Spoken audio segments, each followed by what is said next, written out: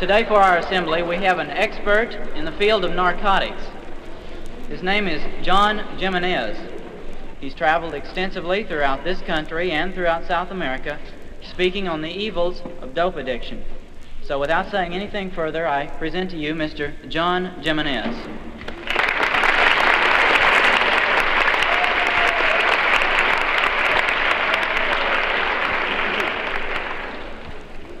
Thank you. The topic today is dope addiction, its involvement, how big it is, how easy it is to get involved, what happens once a person does get involved. How big is dope addiction, for instance, in the United States? Anything and everything to do about dope. And after I tell you a little bit about myself, I'm going to open up for questions and answers. And I'll try my best to answer you. Oh, there might be some things I don't know, but I'll do the best I can. Now, if you're sitting next to your best friend, or your buddy, or your girlfriend, I want you to turn around and say hi there, or wink at them or something. Would you do that?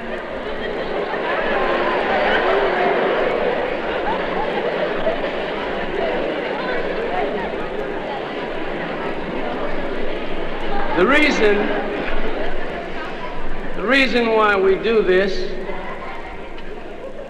is because a lot of people have the idea that there are evil, sinister-looking men hanging around the schoolyards and campuses trying to entice young men and girls like you into trying dope.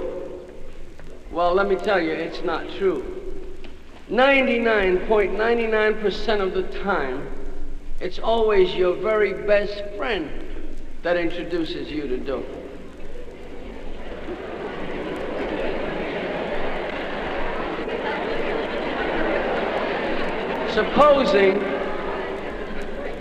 Just supposing that you were coming to school, right?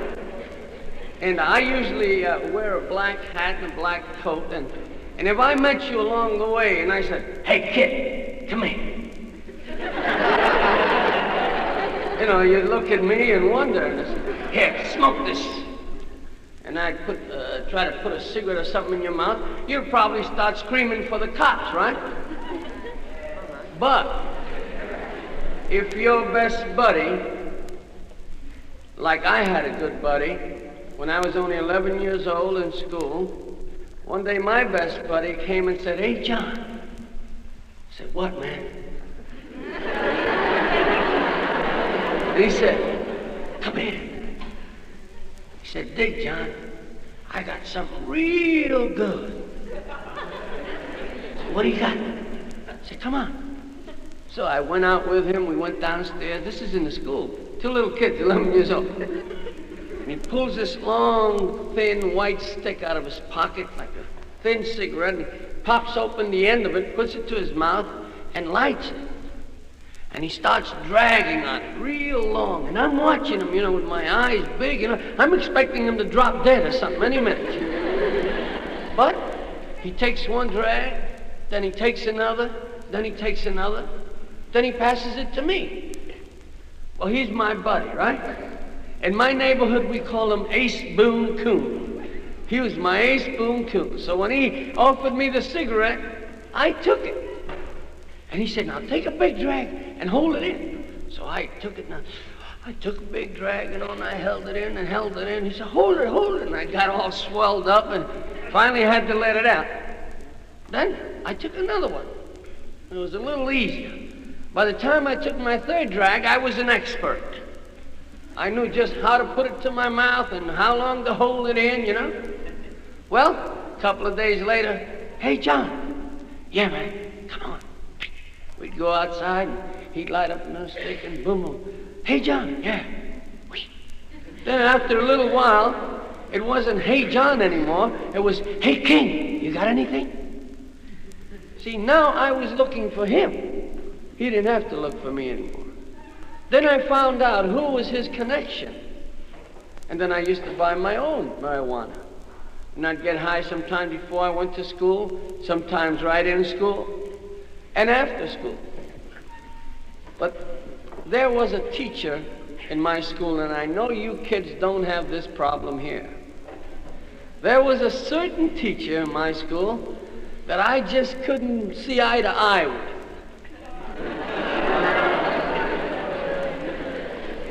I didn't like the way he taught, and he didn't like the way I learned. So we couldn't make it together. So what I did one day, I tried to burn down the whole school. And I got caught, naturally. I was sent to a reform school at the age of 11. And I was there for 4 years. I want to tell you this. Now, in my later years, I'm not old, but in my later years, I regret it so much because it's only been a few years ago that I learned how to read and to write. Most of my life, I didn't know how to read and write because I didn't take advantage of the opportunity I had when I was a kid. Okay? They caught me and they sent me to the reform school, and I was there 4 years. When I came out, guess who was waiting for me? My best friend, huh? How you doing, John? Man, you look good. Yeah. He said, dig this, John. I got something real good. And I looked at him and I wondered, what do you got now, a cancer or something, you know? But he said, come on. We went in the hallway and he told me, stick out your thumb. So I did, and he pulled out this capsule and he tapped some white powder on my thumb. He said, sniff it. So I sniffed it. So I stuck out my thumb again. He gave me some more. He said, sniff it. I sniffed that. I didn't feel nothing. I stuck out my thumb again. And I sniffed that. You know, when I tried marijuana the first time, you know, and I had taken those drags, you know what happened to me? All of a sudden, I felt like a little bird flying, you know, real high. But now, when I took this heroin and sniffed it, at first it went up in my nostrils and came down my throat, and it was very bitter. So I started to spit it out. He said, no, don't spit it out, swallow it. So I did. And when it hit me, this time I didn't feel like a little bird. I felt like an eagle. I want you to understand this and remember, because it's very important. Okay? Then we started sniffing 1 capsule a day, 2 a day, 3 a day, whatever we could get. In those days, it was 50 cents a cap. And this went on for about 3 months. Every day we used to get high. One day we only had 1 capsule, and we snorted that, and I went home that night and I went to sleep. When I came, or rather when I woke up in the morning, something was wrong. I kept yawning and I felt hot. And at the same time, I was trembling, I was cold, I was sweating a lot, and tears were running down my eyes, and my nose kept running. And I started to feel pains in my stomach and in my chest, and I felt sick. I got up, I went to the washroom, and I took some aspirins, That didn't help. So I got dressed, and I went over to my friend's house. When I went in, I told him, listen, man, I don't feel good. And he just opened a little drawer, and he pulled out a cap, and he said, here, sniff this. I opened it up, my hands were trembling, and I sniffed it right away. And pain went away, the nausea went away, my eyes dried up, my nose dried up, and I was normal. Well, that was the day, kids, that I woke up to find out that the party was all over. I was hooked. It wasn't a game now, it wasn't a kick anymore. Now I had to have my dope. 3 days later, I had my arm out, and another friend of mine was tapping a needle into my veins. A few days after that, I got my own guns, as they call it. Guns, paraphernalia, works, gimmicks.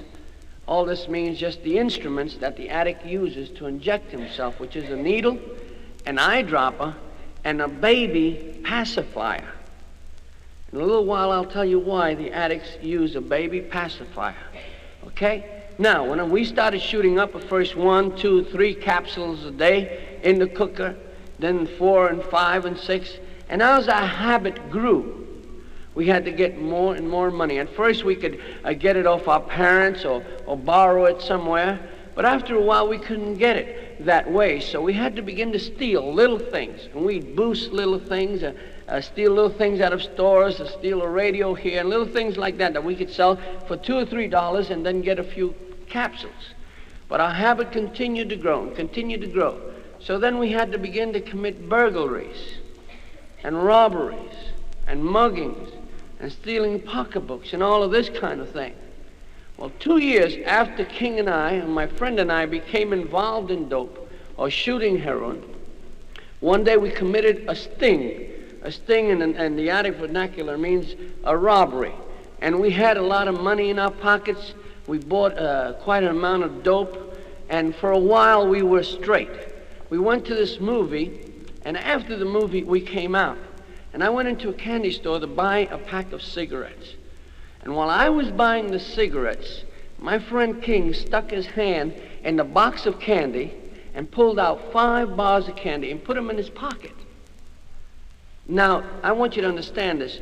Once we became involved in dope and all of this thing, everything we did was geared towards getting a kick, getting a thrill.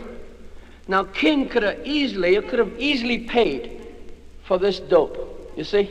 I mean, for the candy. But it wouldn't have been a kick to him to pay for the candy, so he didn't. He wanted to get a kick out of stealing 5 bars of candy.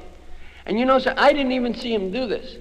So when we walked out of the candy store, there had been someone else in there that did see him do it and told the candy store owner.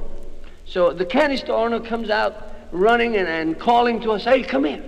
So King starts running, so naturally I start running. And right across the street, there's a police officer. And he sees King and I running. He sees this man behind us, chasing us, calling us, telling us to stop. And he probably thought that we had stuck the man up or something. So he starts running after us, and he starts hollering, "Halt, halt." We can't stop because we have dope in our pockets. We had committed a robbery that morning, so we had to keep running. As we ran, I heard a shot, bam. We kept running. We turned into this alley, and as we turned into the alley, I heard another shot, bam. And my friend just flew out in front of me, and he hit the ground. And as I didn't stop. I continued running, but as I passed him, I saw just a stream of blood pouring out of his head. Shot down at the age of 17 because he wanted a kick. Well, that was the beginning of 16 long and horrible years of dope addiction for me. Because of dope, I've been in Sing Sing, I've been in Auburn prison, Elmira prison, Hart's Island, Rikers Island. I've been to doctors, psychiatrists, psychologists, trying every which way to get off of dope. And until 5 years ago, I thought there was no answer. I had 8 friends, 8 of us, 9 of us altogether, started together, fooling around with marijuana, then on to heroin. And today, I'm the only one alive out of that group of boys. Now I want to tell you this. There are 3 kinds of heroin users in the world of addiction. 3 kinds. I want to tell you this. Every addict, when he gets up in the morning, he has to have his fix. And if he doesn't have it when he gets up, first thing he does is go out in that street and steal something. Every addict, for instance, commits a crime every day. He has to commit a crime in order to get his dope. When he gets up, he goes out in that street and he starts walking, looking for an angle, seeing if there's somebody he can borrow the money from or somebody who might give him some money. And if he can't find somebody to give it to him, then he'll start looking who he can steal from.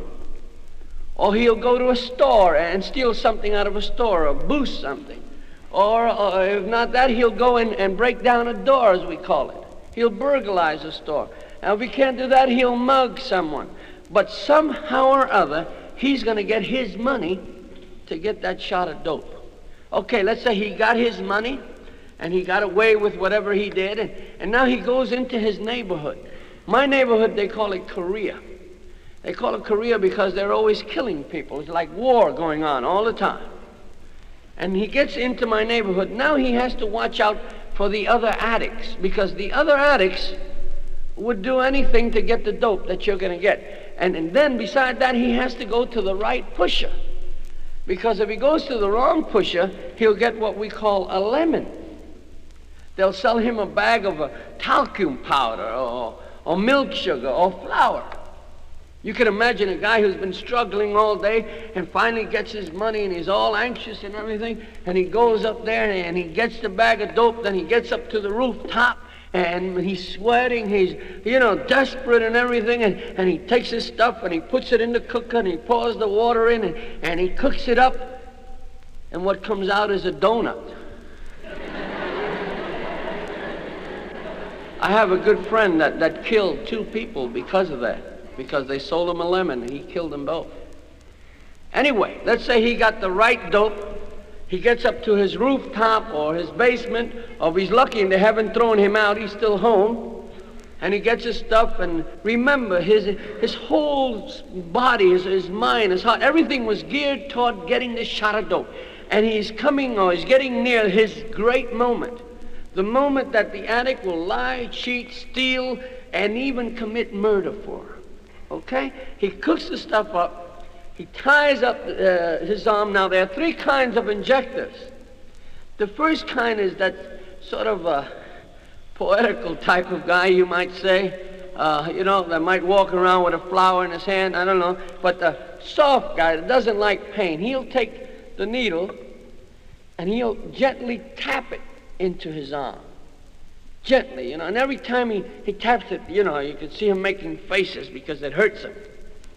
Then there's the second kind. He's a little bit more forceful. This is the way I used to do it. Puts it to his arm and he screws it in. He screws it in. Then there's the third kind of injector, and this guy has no class at all. No finesse. He's a brute. He takes it and rams it in. Now, once he has the needle in his arm, and the needle has penetrated his vein, and the blood starts to come up into the eyedropper, he releases the belt or the tie or whatever he has tied around his arm. He releases the pressure there. Then, now, for this reason is why they use a baby pacifier on the eyedropper, so that when they push the dope into their vein, they have a lot of pressure. They don't want to lose any of their dope, you see. And the regular nipple that comes on the eyedropper is too small. And a lot of guys have lost their dope using that. So they use a baby pacifier. Then, once they get the dope in, this is the great moment now. This is what a man will leave his home for, will go to prisons for, will take overdoses for, will do anything and everything for this great, great moment. This is the moment of truth for the addict. Once he gets the stuff into his vein, and by the way, this is the only time that an addict has any kind of rest, any kind of peace at all. Once he gets the stuff in his vein, then he releases the pressure on the baby pacifier, on the nipple, and then his blood starts to come back into the eyedropper. And he watches it, watches it. When the eyedropper is almost full of blood, then he puts pressure on the pacifier and makes the blood go back into his vein. Then he releases the pressure, and the blood comes back into the eyedropper. In and out, in and out. He watches his blood in and out. Sometimes 10 times, 15 times.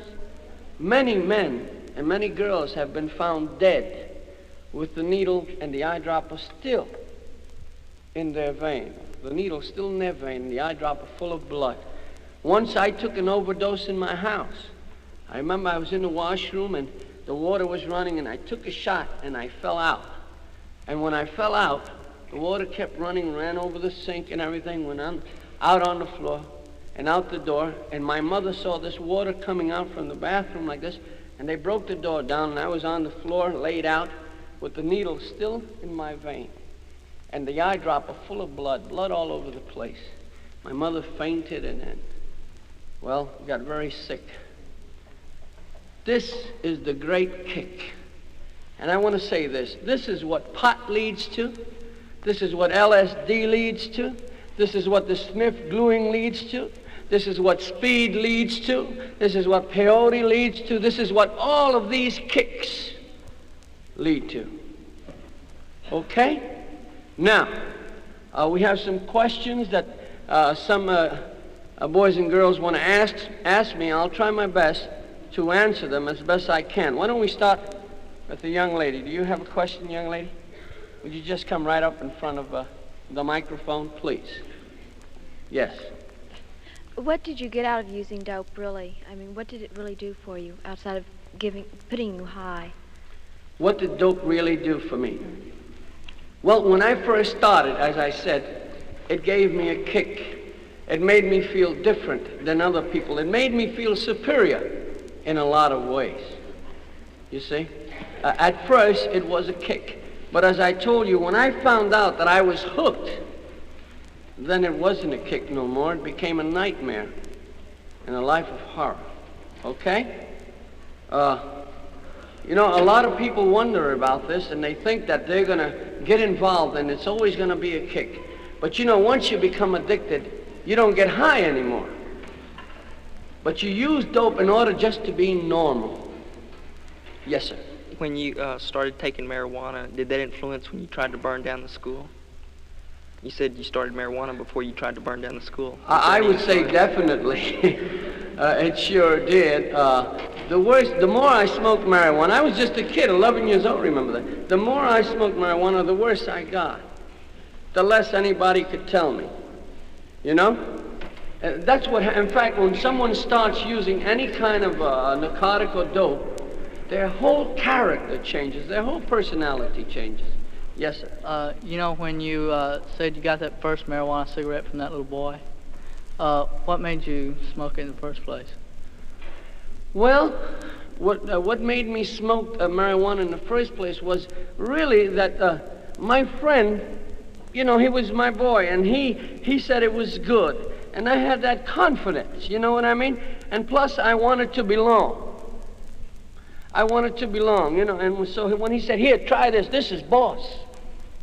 I wanted to be a part of that scene of being boss or whatever it was. I really didn't know, you see. So I tried it because I had that confidence in my friend, and he said it was good, so I went along with the program. After you'd smoked your first marijuana cigarette and came down off of it, were there any after effects? My first marijuana cigarette? Yeah. No, I wouldn't say there was any after effects, except that I was looking forward to the next time I was going to smoke it. That probably was the only after effects. I had more after effects, really. The first time I drank, I got drunk and everything.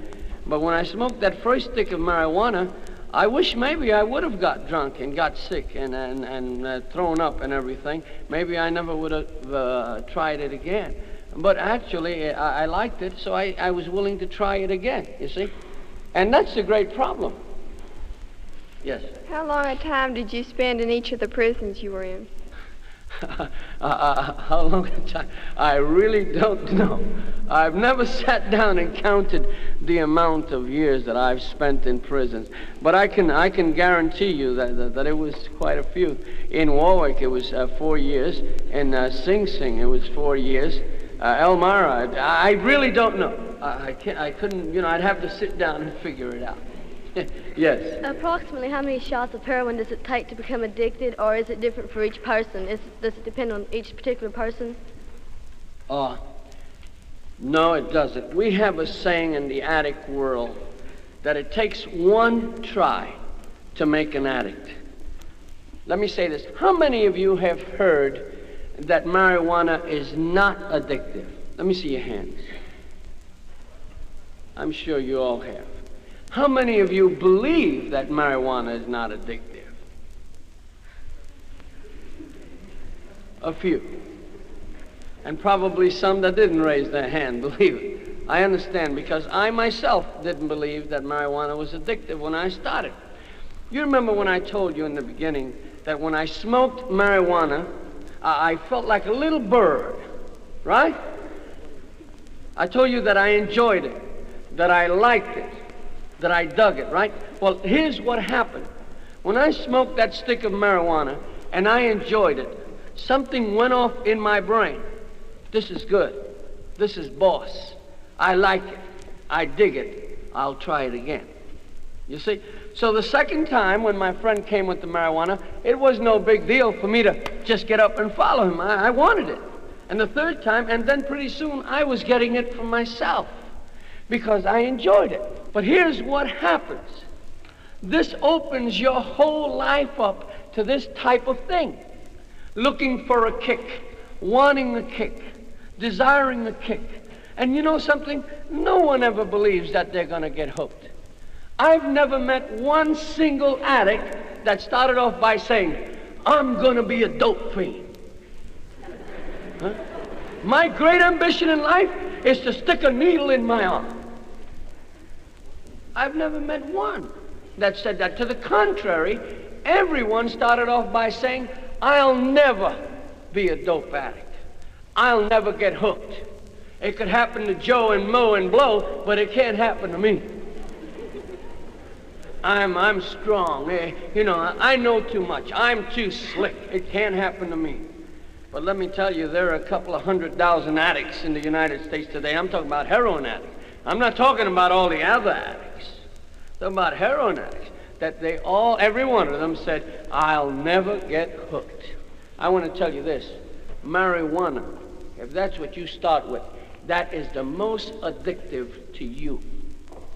Because it's the first thing you start with, it's the first thing you enjoy, and it opens you up to everything else.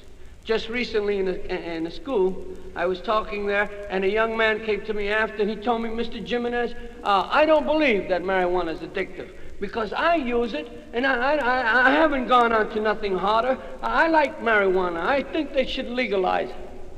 And I tell him, son, would you answer me a question? He said, sure.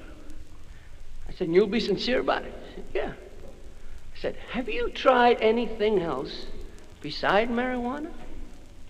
He just looked at me, you know. And I said, have you tried a little speed? A few times. Have you dropped a little acid, taken a few trips, LSD? Yeah, I've taken a few voyages.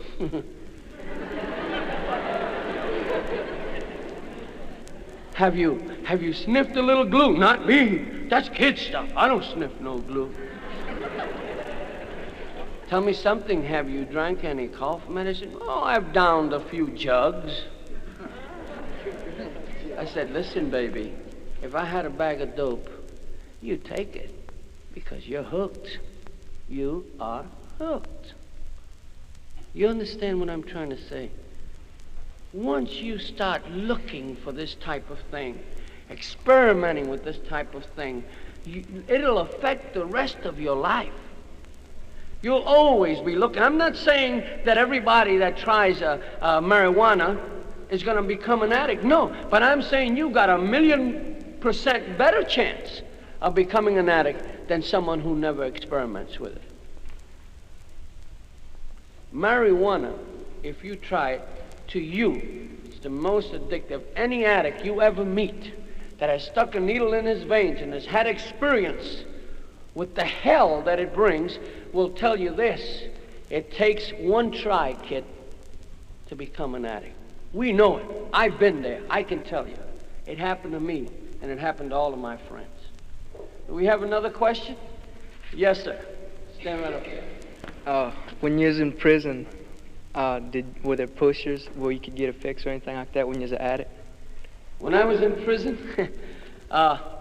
No, when I did time in Sing Sing and Elmira and those places, that's state prison. That's a big house upstate. And of course, there's nothing there. I want to show you something about this mental addiction. When I was in Sing Sing, I did 4 years, right? And I was clean. I hadn't used dope. I hadn't drank nothing. I was clean for 4 years. And you know, I had made up my mind never again to shoot any kind of dope. I was tired of being slick. I was tired of being hip, for instance. I used to think I was hip, but I don't know. I was always in prison and always in hospitals. And all the squares were always out on the street, enjoying life while I was doing time all the time. So I was thinking maybe I'd better get square and stop being hip, you know? So I had made up my mind to cut this life out. I was going to get me an old lunch bucket, put it under my arm, you know, take the choo-choo train every day and go to work and square up. But let me tell you something. When I got on that bus, on my way to New York, and I mean this with all my heart, I didn't want to take another shot of dope. I was on my way home, and I was looking at these little houses along the roadside, you know, and I was admiring them, and I was thinking maybe someday I can get out of that jungle. I can get out of that, you know, that environment and all of that stuff and come out and really be a square out here in the country somewhere. And I had good ideas, and I'm admiring all these little houses with their little fences, when all of a sudden, those houses seemed to turn into giant bags of dope. I could see the bags, I could see the powder, I could see the stuff. And I'd close my eyes and I'd turn my face away and I'd look again, they were still there. And you know the telephone poles? They seemed to turn into giant needles. And you know, I covered my face with my hands. And let me tell you something, when I got off that bus, my nose was running, my eyes were tearing, I had pains, I was throwing up as though, listen, I was as though I had been shooting dope every day of those 4 years. You know why? Because I was still hooked mentally. Do you know that today there is no known natural cure for dope addiction? They're opening clinics all over the country because everybody is giving up. There is no known cure for dope addiction. The next question. Yes, sir. When you took trips, what kind of visions did you see? Let me say this. When I was using heroin, LSD was almost virtually unknown. And no heroin addict will come down and use LSD. I've never used LSD. I've used other dopes and barbiturates and things like that that have given me, you know, illusions and all of this other stuff and dreams and whatever you want to call it, you understand? But I've never used LSD. Recently in a school, a young man asked me, he said, Mr. Gimenez, he says, do you believe that the widespread use of marijuana and LSD is taking away from the heroin field or from the sale of heroin or from the amount of heroin users? I said, of course not. That's stupid. Because the big pushers, the big heroin pushers, they're overjoyed, they're delighted to see that all these kids, in every newspaper you read today, in schools and colleges, they're overjoyed, they're jumping with glee. You know why? Because all of their future customers are going to come from all of these kids fooling around with it now. That's where they're going to get their customers. They're not going to get it from a bunch of kids that never smoke marijuana and never get involved in none of these things. No. All of their graduates are coming from kids who are experimenting with all these drugs today that they think are not addictive. Believe me, they're jumping for joy every time they read a newspaper and they read that 100 or 200 kids here or there were arrested for smoking marijuana. They love it because all of these are future and prospective customers. Yes? Is there any way a casual observer could tell whether a person is taking marijuana or heroin? Yes, there are numerous ways. For instance, marijuana. Marijuana makes a person laugh a lot. Laughs like a hyena. Really. When I used to smoke pot, or marijuana, I couldn't see a bald-headed man. I'd fall on the floor and roll and laugh and laugh. I couldn't see a bald-headed person. It makes you just, you know, laugh. And your eyes get very slanted, you know, and very shiny. And you know, a guy who, for instance, a guy who smokes marijuana thinks that he is the end. He thinks that every girl in the room is looking at him. You know. He thinks he's a Valentino. Really? But you know something? I feel sorry with all my heart for kids who are fooling around with this. You know why? Because it's going to knock you down. You can't beat it. Nobody has ever beaten narcotics. Some have been lucky and gotten off. But let me tell you something. They always came away wounded. You don't beat dope. Dope will always beat you. I know a lot of people that thought that they can start fooling around and then say, well, I'll give it up. But it don't work that way. That's a fool's dream. Yes. Could you explain to us what it's like and how you feel when you're trying to get off of it? The process is called cold turkey. I told you that there were 8 of us when I started. 8 men. Today I'm the only one alive of those 8. 2 of them committed suicide in prison while kicking cold turkey. I'm going to try and describe this to you. It's hard. But when you're coming off that dope, for instance, when I was using dope, they didn't give no medication in the prisons. You had to kick the habit cold turkey. This is the phrase that the addicts use. And they took the addict and they threw him in a prison cell, you see? And they didn't give him nothing to help him. Now, when his body started to cast off, you know, or get over the dope he had in his body, he'd begin to sweat. And he'd burn with fever. But at the same time, he was freezing, and he had to wrap himself in the blanket on the bed. And he turned this way, and he turned that way. Finally, he'd throw himself on the floor and roll back and forth. And you start getting sharp pains, like cramps in your stomach. And your muscles seem to twitch and twist. And your legs, you can't control. You'll be laying down, and the next minute your leg would jump out, you know? You can't control your bowels. You can't control no part of your body. The smell that comes out of you is terrible. You're throwing up, and this black and green poison comes out of you. Let me tell you something. It's the most horrible experience that anyone can go through. Sometimes you can't sleep for 2 or 3 weeks. But you know the worst of it all is this, that even after you've kicked your habit cold turkey, you are still addicted mentally. And they say that it's impossible to lose the mental addiction except the way I lost it. Next question. Through your experiences in obtaining dope, do you see any way that our laws can help to stop distribution of drugs? I think today it's almost impossible.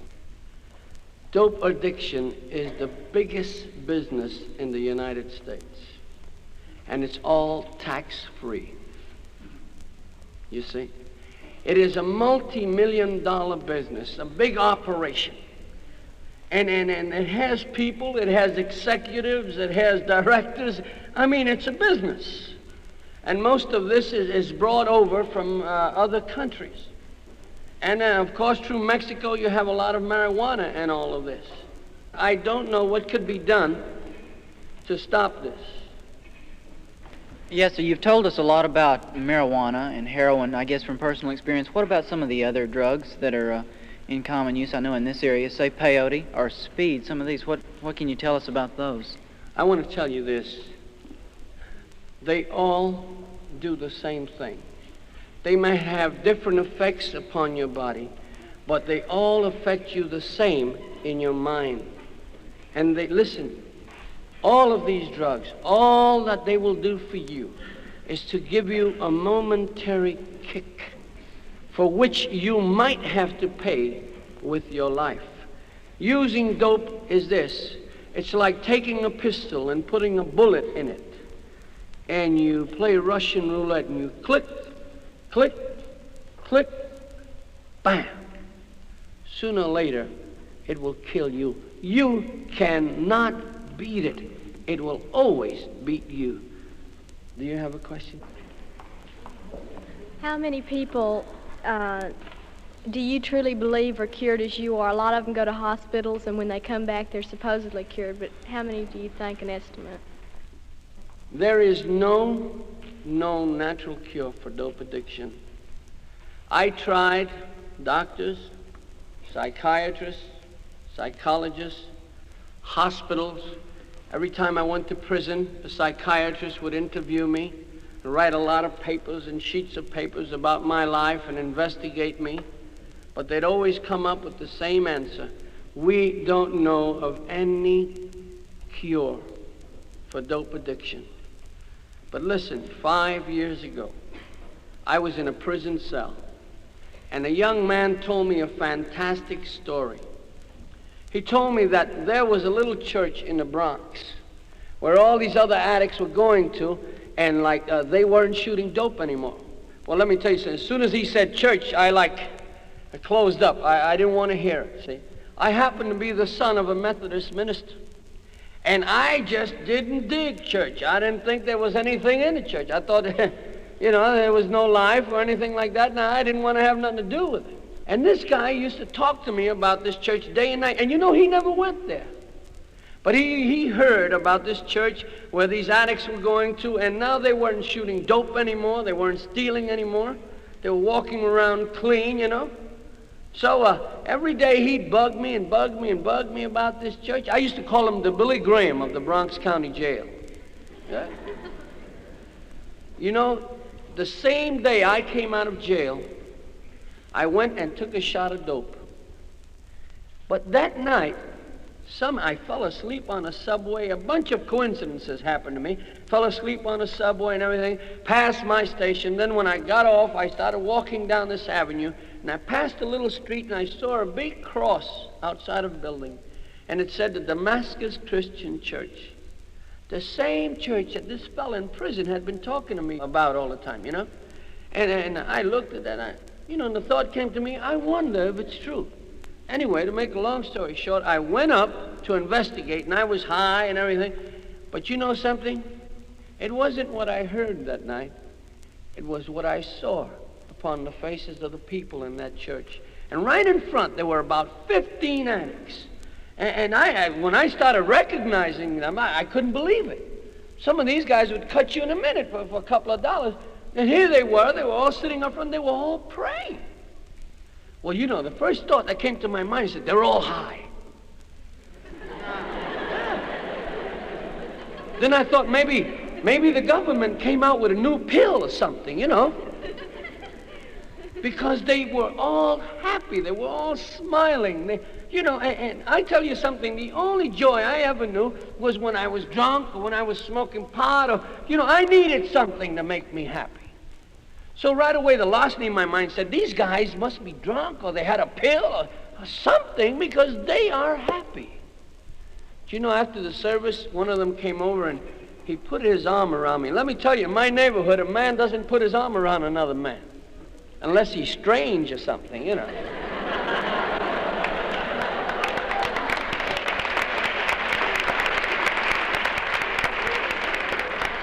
But this fella, he put his arm around me and he looked in my eyes. And you know something?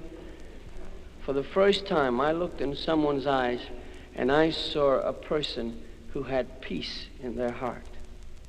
I could see it, I could feel it, I could sense it.